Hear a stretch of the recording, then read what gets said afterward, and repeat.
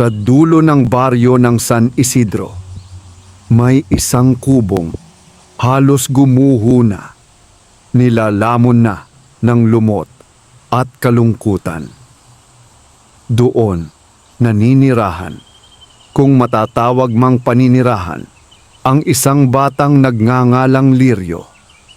Siya ay 10 taong gulang, payat, at ang mga matay puno ng tanong na matagal nang walang sagot. Hindi kailanman minahal si Lirio ng kaniyang mga magulang. Noong siya'y isinilang, may kakaiba na raw sa kaniya. Hindi siya umiyak agad. Sa halip, nakatingin lamang siya sa kisame. Waring may nakikita roong hindi nakikita ng iba. Mula noon, naging pasanin na siya sa paningin ng kaniyang ama't ina. Isang sumparaw na ibinigay ng tadhana. Wala kang silbi, madalas sambitin ng kaniyang ama habang dumadagundong ang kulog sa labas. Kung hindi ka ipinanganak, mas maayos sana ang buhay namin. Dagdag naman ng kaniyang ina, malamig ang tinig. Tila kutsilyong unti-unting sumusugat sa puso ng bata. Hindi na nagtagal, tuluyan siyang itinakwil. Isang gabi, habang umuulan ng malakas, iniwan si Lirio sa lumang kubo sa gilid ng kagubatan. Walang pagkain, walang kumot, walang paalam. Ang tanging iniwan sa kanya ay takot at katahimikan. Lumipas ang mga araw na tila mga taon. Natutong mabuhay si Lirio sa kung anong makuha niya sa gubat. Mga ligaw na bunga, ugat, at kung minsan ay isdang nahuhuli niya sa sapa gamit ang kaniyang mga kamay. Sa kabila ng gutom at lamig, hindi siya umiyak. Hindi dahil wala siyang sakit sa puso, kundi dahil natutunan na niyang walang makakarinig. Ngunit may isang bagay na hindi niya alam. Hindi siya nag-iisa. Tuwing hating gabi, kapag tahimik na ang gubat at ang buwan ay nakasilip sa pagitan ng mga sanga, may mga yapak na marahang lumalapit sa kubo. Maliliit, magaang, halos hindi marinig. Isang gabi, nagising si Lirio dahil sa kakaibang amoy. Amoy ng bagong lutong kanin. Bumangon siya at nakita sa gilid ng kubo ang isang maliit na mangkok ng pagkain. Mainit pa. Panaginip lang ito, bulong niya, ngunit nanginginig ang kamay habang hinahawakan ang mangkok. Kinain niya iyon ng dahan-dahan, takot na baka bigla itong maglaho, ngunit hindi iyon nawala. Sa halip, napuno ang kaniyang tiyan, isang pakiramdam na matagal na niyang nakalimutan. Mula noon, gabi-gabi na itong nangyayari. May pagkain, may malinis na tubig. Minsan, may mga dahong tila ginawang banig. Hindi niya kailanman nakita kung sino ang nag-iiwan, ngunit ramdam niya ang presensya, hindi masama, hindi rin tao.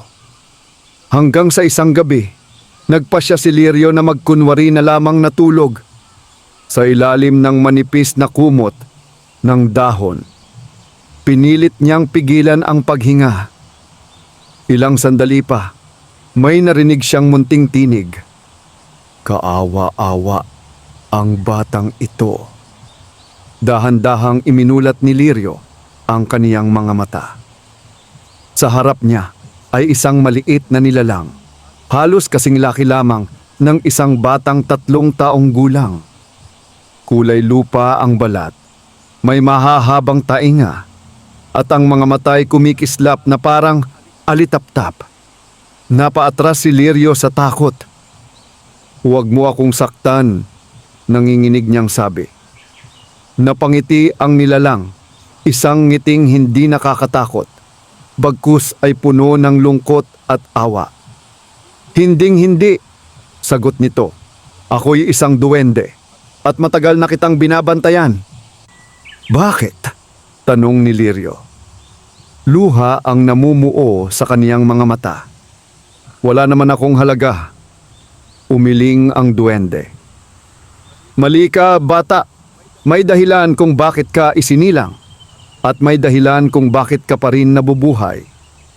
Tahimik ang paligid, ngunit tila huminto ang mundo sa sandaling iyon. Sa unang pagkakataon sa kaniyang buhay, may tumingin kay Lirio na hindi puno ng galit o pagsisisi, kundi pag-asa.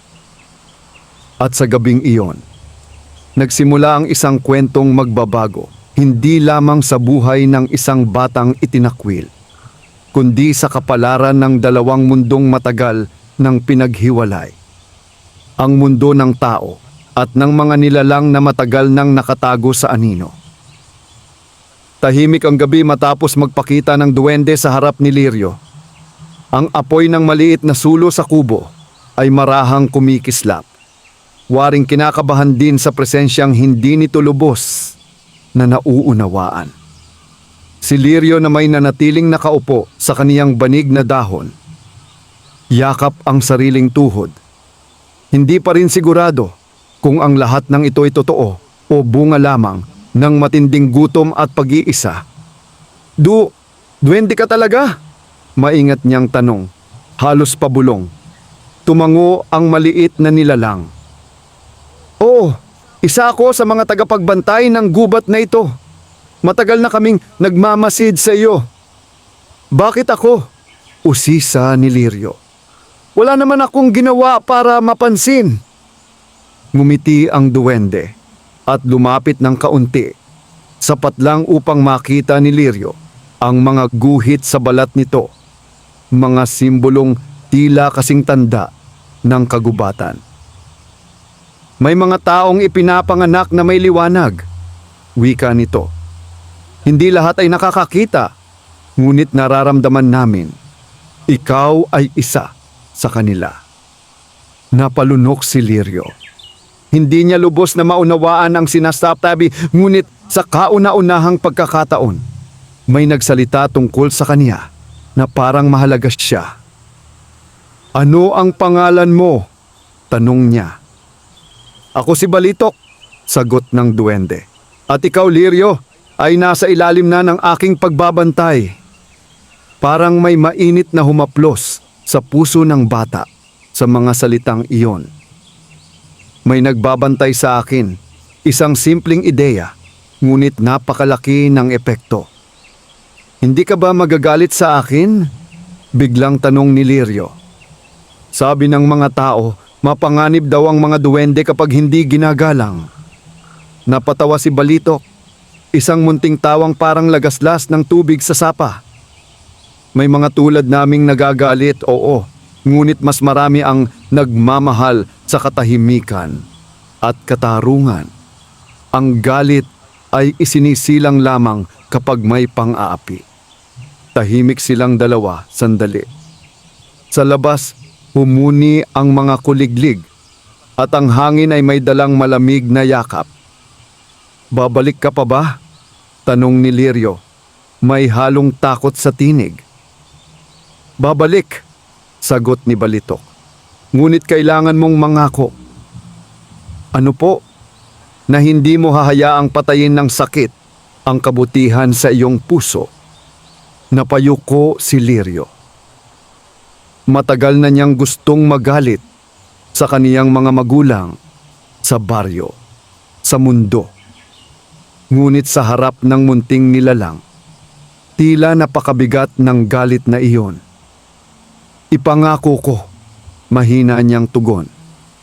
Ngumiti si Balitok at dahan-dahang naglaho sa dilim, parang usok na sinipsip ng hangin. Kinabukasan, nagising si Lirio na may kakaibang lakas. Mas malinaw ang kaniyang paningin, mas buo ang kaniyang loob. Sa unang pagkakataon, hindi niya naramdaman ang bigat ng pag-iisa. Ngunit hindi alam ni Lirio na ang pagpapakita ni Balitok ay may kapalit. Sa kailaliman ng gubat, sa ilalim ng punong balete, gumalaw ang isang aninong matagal nang hindi nagigising.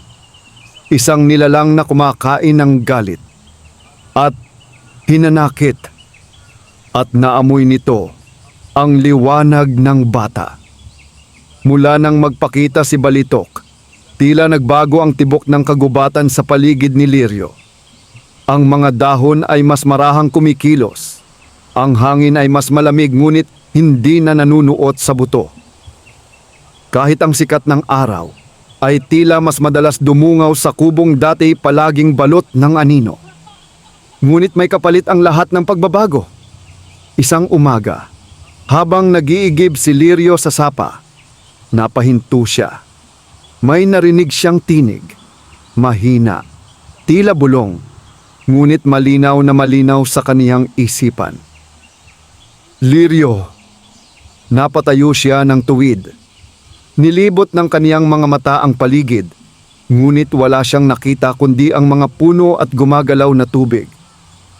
Sino yan? Tanong niya. Nanginginig ang boses.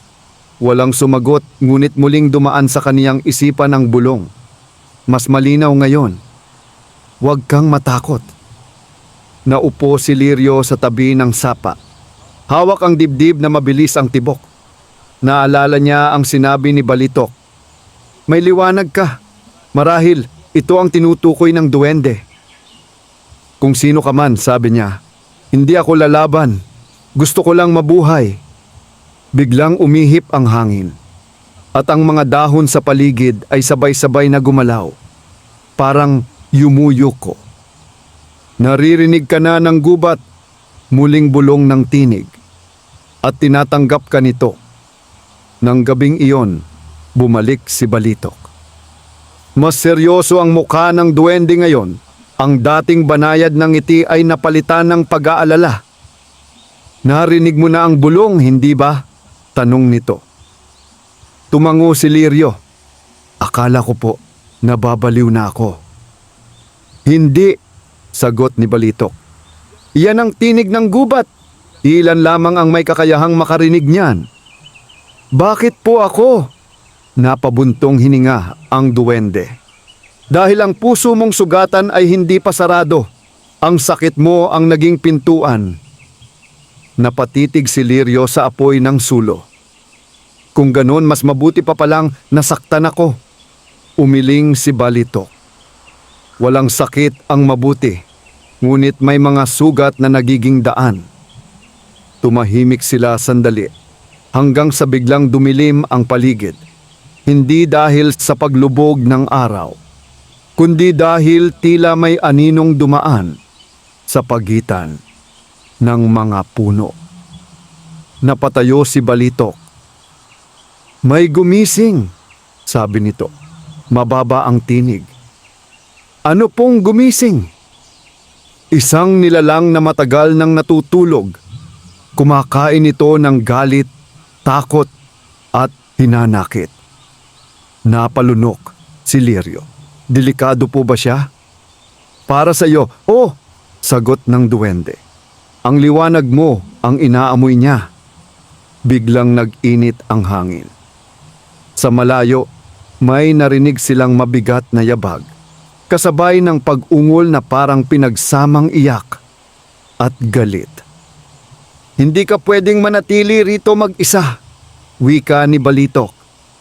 Kailangan kitang dalhin sa lugar na hindi maaabot ng anino. Saan po? Sa halip na sumagot, inilagay ni Balitok ang maliit na kamay sa lupa. Umuga ang lupa at sa harap nila ay unti-unting bumukas ang isang lagusan, nilalamon ng ugat at liwanag. Sa ilalim ng gubat, sagot nito, sa tahanan ng mga duwende. Huminga ng malalim si Lirio, takot ang nararamdaman niya, ngunit mas malakas ang isang damdaming matagal na niyang hinanap, tiwala. Tumango siya, at sa unang hakbang niya papasok sa lagusan, tuluyan nang nagbago ang kaniyang kapalaran. Mabagal ang kanilang pagbaba sa lagusang bumukas sa ilalim ng gubat. Ang mga ugat ng puno ay tila mga hagdang buhay, kumikislap sa banayad na liwanag na nagmumula mismo sa lupa. Habang lumalalim sila, unti-unting nawawala ang ingay ng ibabaw, ang kuliglig, ang hangin, ang mundo ng tao. Hindi ka ba natatakot? Tanong ni Balitok habang magkasabay silang bumababa. Takot po, sagot ni Lirio ng tapat. Pero mas natatakot akong mag-isa. Ngumiti ang duwende. Iyan ang unang lakas ng isang tunay na matapang. Pagdating nila sa dulo ng lagusan, bumungad kay Lirio ang isang tanawin na hindi niya kailanman inakalang umiiral. Isang malawak na yungib na puno ng liwanag, hindi mula sa apoy o araw, kundi mula sa mga batong kumikislap na parang mga bituin. May mga munting ilog na dumadaloy sa pagitan ng mga tahanang hinubog mula sa ugat at bato. Sa paligid, may mga nilalang na kasing liit ni Balitok. Iba-iba ang kulay ng balat at anyo. Ngunit iisa ang tingin, mapagmatyag. Ito ang lilim liwanag, wika ni Balitok. Ang aming tahanan. Napahawak si Lirio sa braso ng duwende. Hindi po sila galit sa akin? Hindi, sagot nito. Ngunit kailangan mo pa ring patunayan na ang liwanag mo'y hindi magdadala ng kapahamakan. Dinala si Lirio sa gitna ng yunggib, kung saan may isang matandang duwende na nakaupo sa tronong hinabi mula sa ugat ng balete. Puti ang buhok nito at ang mga matay tila mas matanda pa sa panahon. Ito ang Lakambinit Datu ng lilim liwanag, si Amang Ugat, bulong ni Balitok. Lumuhod si Lirio, hindi dahil inutusan siya, kundi dahil may kakaibang bigat ang presensya ng matanda. Batang tao, mabagal na wika ni Amang Ugat, bakit ka narito? Nanginginig ang tinig ni Lirio. Wala na po akong tahanan. Tahimik ang buong yungib. Ang itinakwil bulong ng ilan. Lumapit si Amang Ugat at inilagay ang kamay sa ulo ng bata. Biglang bumalik sa isipan ni Lirio ang lahat. Ang sigaw ng kaniyang ama, ang malamig na likod ng kaniyang ina, ang gabing iniwan siya sa ulan. Pumatak ang luha niya sa lupa. Masakit, wika ng matandang duwende. Ngunit hindi papatay ang iyong puso. Tumayo si Amang Ugat at humarap sa mga duwende. Ang batang ito ay may tanda ng tinig ng gubat. Bihira itong biyaya. Nagbulong-bulungan ang mga duwende. Ngunit, dagdag nito, ang biyaya ay may kasamang panganib. Ang anino na gumising ay maaaring pumasok dito kung hindi tayo mag-iingat. Lumapit si Balitok. Ako po ang magbabantay sa kaniya. Saglit na tumingin si Amang Ugat kay Balitok. Handa ka bang managot kung siya'y mabigo? Opo, walang alinlangang sagot ng duwende. Tumango ang matanda. Kung gayon mananatili ang bata rito. Sa ngayon. Huminga ng malalim si Lirio. Sa kauna-unahang pagkakataon, may lugar na tumanggap sa kanya, kahit pansamantala lamang. Ngunit sa itaas ng kanilang mundo, sa ilalim ng punong balete, tuluyang nagising ang nilalang na anino. At gutom na gutom ito. Ilang araw ang lumipas sa lilim liwanag, at si Lirio ay unti-unting nasanay sa pamumuhay sa ilalim ng mundo. May mga duwendeng nagturo sa kaniya kung aling mga ugat ang maaaring kainin at kung paano pakinggan ang tibok ng lupa bago humakbang. Sa bawat araw, mas lumilinaw ang kaniyang pandinig, hindi lamang ng tunog, kundi ng damdamin ng paligid. Ngunit hindi lahat ay kampante. May mga duwendeng palihim na tumitingin sa kaniya nang may pagdududa. Para sa kanila ang isang batang tao ay pintuang maaaring pasukan ng kapahamakan. Isang umaga, ipinatawag si Lirio sa gitna ng yungib. Narito na ang oras ng pagsubok, wika ni Amang Ugat. Pagsubok po, tanong ni Lirio. Nanlalamig ang mga kamay. Ang pagsubok ng liwanag, paliwanag ng matanda. Upang malaman kung ang biyayang taglay mo ay magliligtas o magwawasak. Dinala siya sa isang bilog na bato na may mga ukit na simbolo ng gubat. Sa gitna nito ay may maliit na bitak at mula roon ay sumisilip ang liwanag na parang buhay. Isara mo ang iyong mga mata, utos ni Amang Ugat, at pakinggan mo ang sarili mong puso. Ginawa ni Lirio ang sinabi. Sa una, ang narinig niya'y ang mabilis na tibok ng sariling dibdib. Ngunit unti-unti, may iba pang pumasok, mga alaala. Ang gutom, ang lamig, ang pag-iwan. Biglang uminit ang liwanag sa ilalim ng kaniyang mga paa. May mga bulong na umusbong, hindi ng gubat, kundi ng anino. Magalit ka. Ibalik mo ang sakit. Karapat-dapat silang magdusa. Nanginig si Lirio. Ramdam niya ang galit na matagal niyang ikinubli. Isang hakbang lamang. At maaari niyang hayaang lamunin siya nito. Ngunit sa gitna ng dilim ng kaniyang isipan, may isang munting alaala. Ang ngiti ni Balitok noong unang gabi. Hindi ko hahayaang patayin ng sakit ang kabutihan ko, bulong ni Lirio. Biglang luminaw ang liwanag. Umapaw ito mula sa bitak, bumalot sa bata, ngunit hindi masakit. Bagkus ay mainit at mapag-aruga. Napaatras ang mga duwende. Tinanggihan niya ang anino, wika ng isa. Nang imulat ni Lirio ang mga mata, nakita niya si Amang Ugat na nakangiti. Pumasa ka, wika ng matanda. Ngunit tandaan, ang anino ay hindi tuluyang nawawala. Ito'y naghihintay lamang. Lumapit si Balitok at marahang hinawakan ang balikat ng bata. Ipinagmamalaki kita. Ngunit sa parehong sandali, sa ibabaw ng lupa, may isang puno ang biglang nalanta at isang sigaw ang umalingaw-ngaw sa kagubatan. Nararamdaman na ng anino ang pagtanggi at mas lalo itong nagugutom.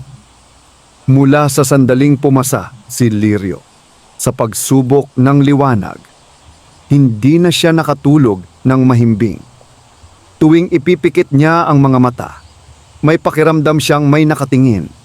Hindi mula sa lilim liwanag, kundi mula sa ibabaw ng mundo. Malapit na ito, bulong ni Balitok isang gabi habang nagbabantay sa tabi niya. Ramdam ko ang paggalaw ng lupa. Ano po ang mangyayari kapag dumating siya? Tanong ni Lirio. Humigpit ang kamao ng duwende. Susubukan kanyang akitin, hindi sa lakas, kundi sa alaala.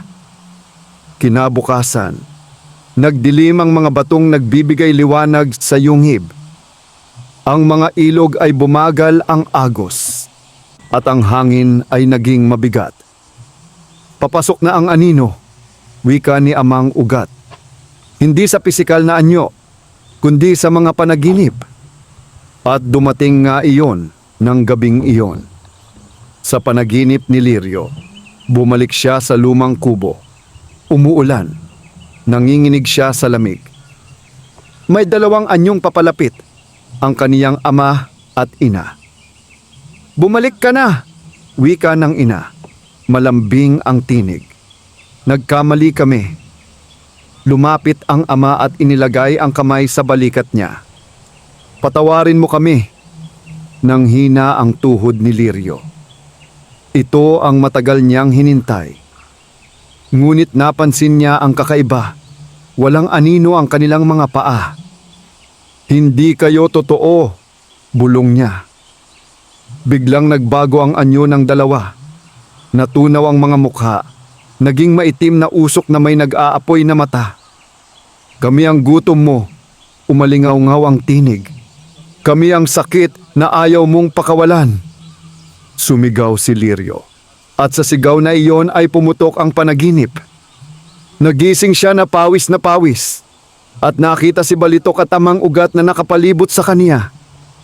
Lumaban ka, wika ng matanda. Ngunit ulit ito. Ano po ang dapat kong gawin? Umiiyak na tanong ni Lirio. Tanggapin ang sakit, sagot ni amang ugat. Ngunit huwag mo itong hayaang maghari. Sa itaas, ang anino ay lumakas. Unti-unti nitong nilalason ang mga puno. Pinasisigla ang galit ng mga tao sa baryo. May mga nag-aaway.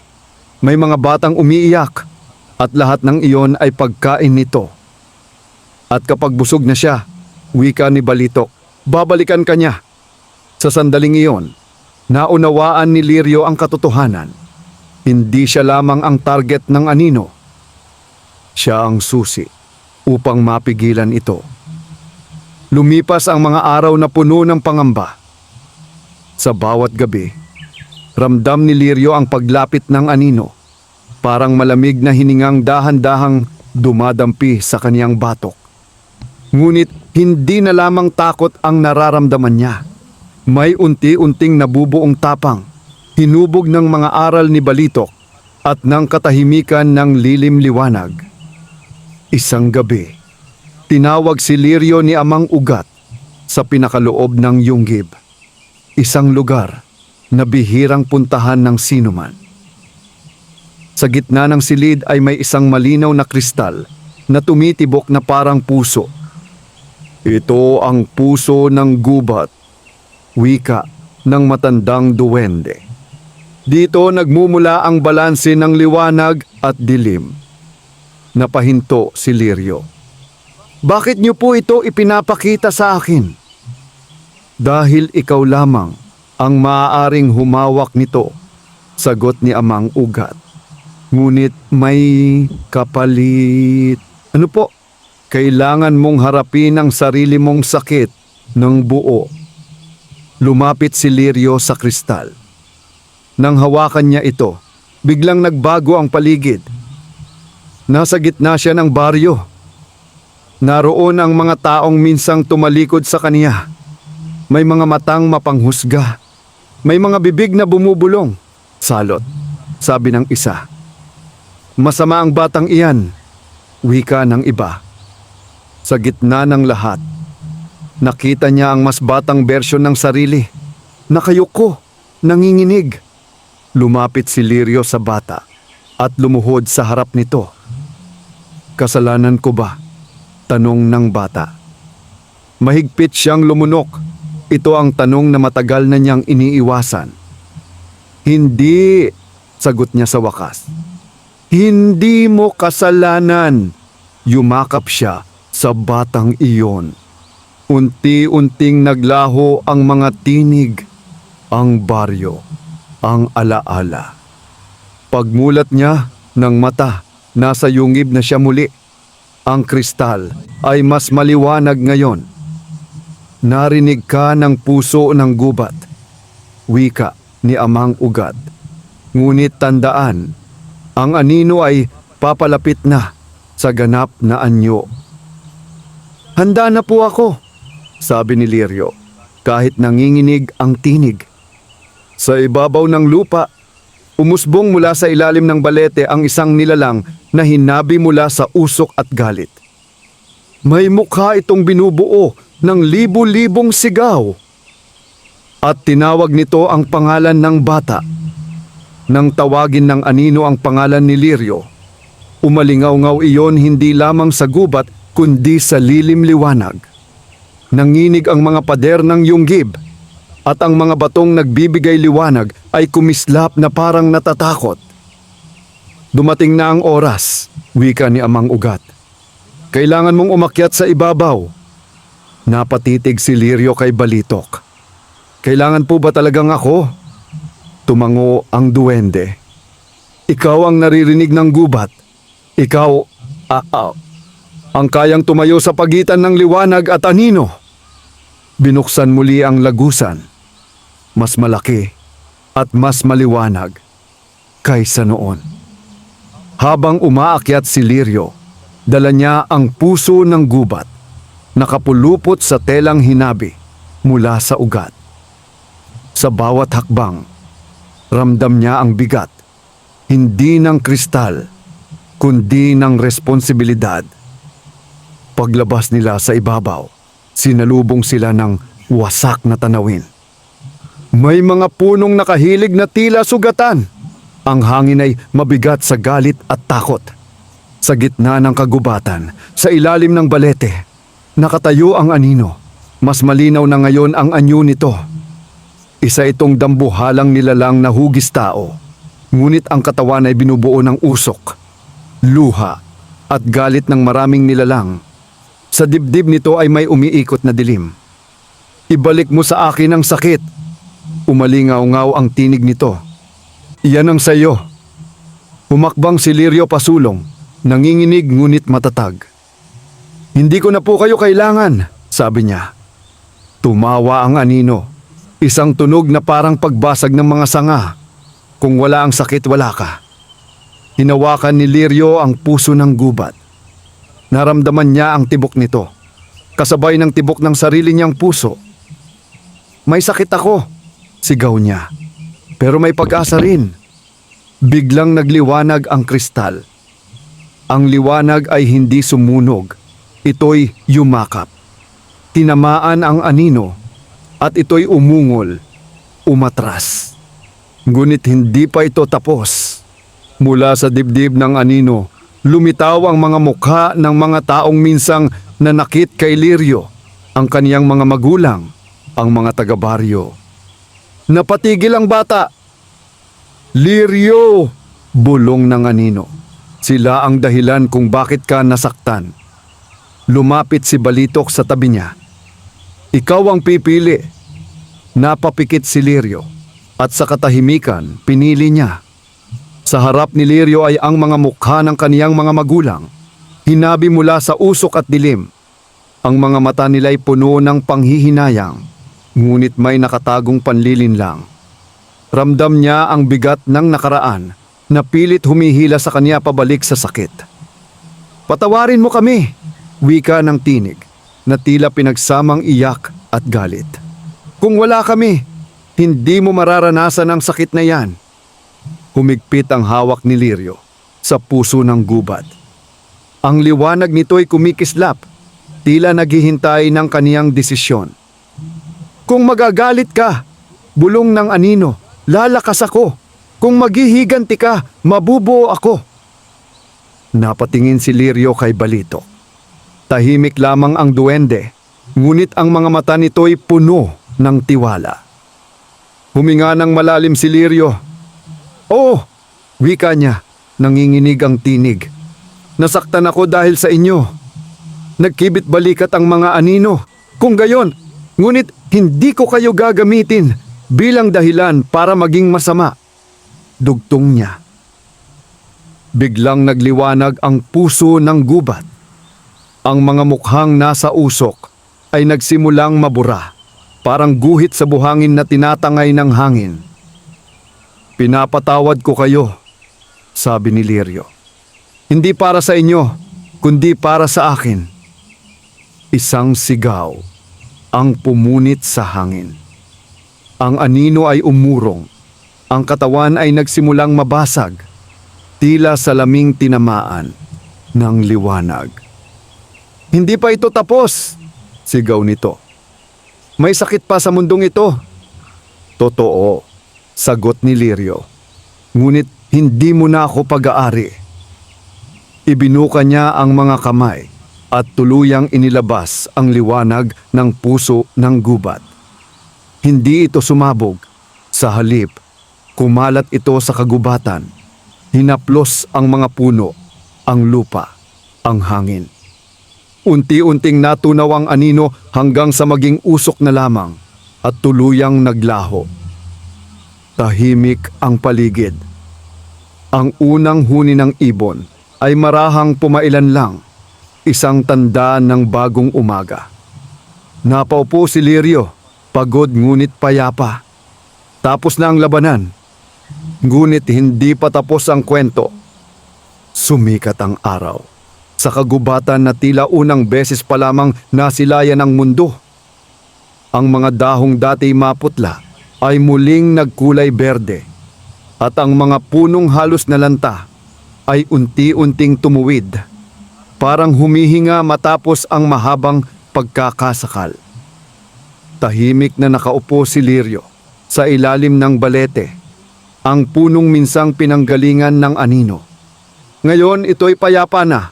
Ang mga ugat ay hindi na baluktot ng galit, kundi matatag at buhay.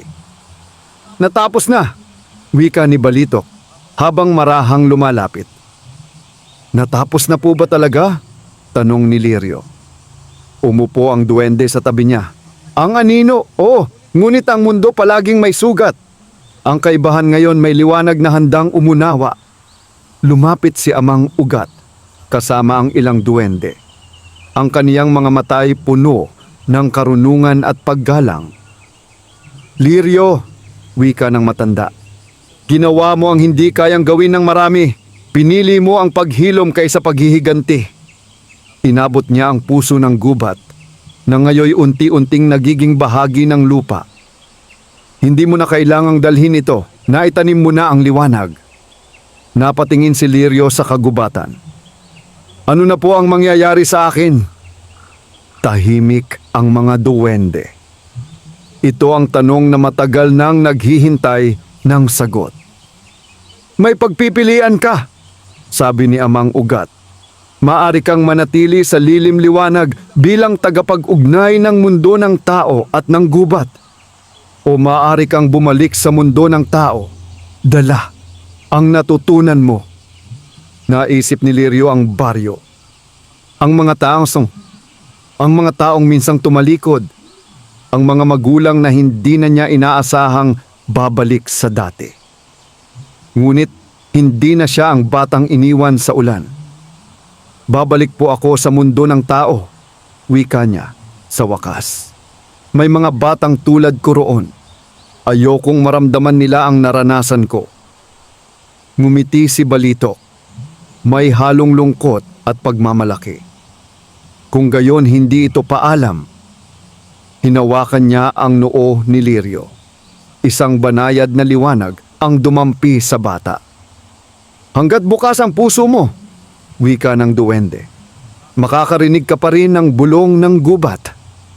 Makalipas ang ilang araw, bumalik si Lirio sa baryo. Hindi bilang itinakwil, kundi bilang batang may matatag na hakbang at malinaw na mata. Unti-unti, natutong lumapit ang mga tao.